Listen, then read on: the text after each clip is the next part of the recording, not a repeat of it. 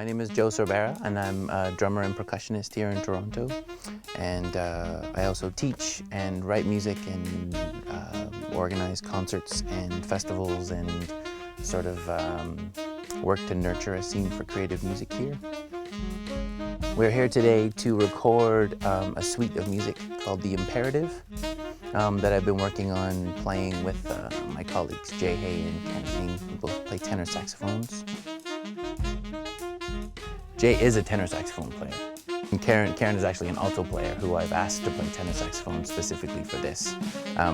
What I was after was two people playing the same instrument, but who do that in drastically different ways. So Jay is very aggressive, very kind of guttural, really kind of, he's into like old R&B, kind of skronky saxophone sounds. Karen has just sort of grown and grown and grown. She's a fairly new person on the scene, and she just comes out with ideas, musical ideas, every time we play together that completely just blow my brain apart. It's often I'm playing and I'm shocked that I've managed to keep playing.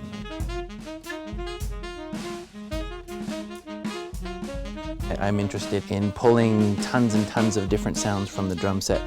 So I'm just as likely to be playing a snare drum as tapping on a little tiny plate or shaking something or bowing a little piece of metal. That's kind of what I do.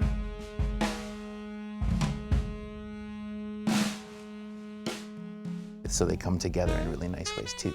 This music is really nice that way, that you get the interplay of these two saxophones just with drums accompanying nobody else. And it really is about sort of their personalities in a lot of ways.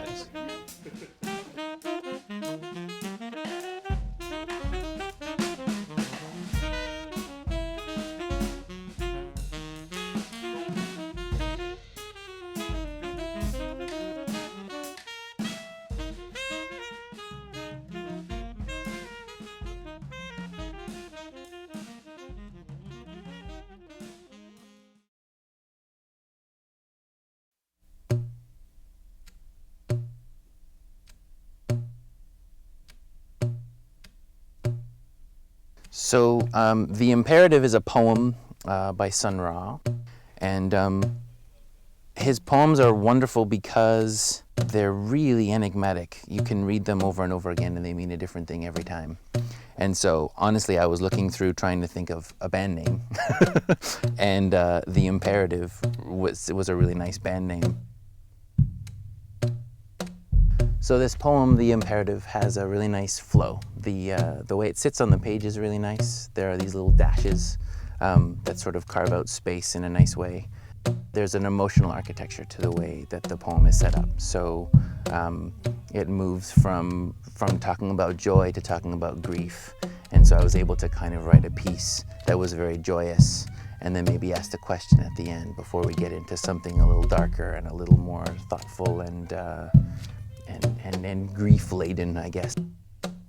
So I basically wrote a piece of music to fit every line of poetry and let the emotional architecture kind of dictate how the music would flow from piece to piece.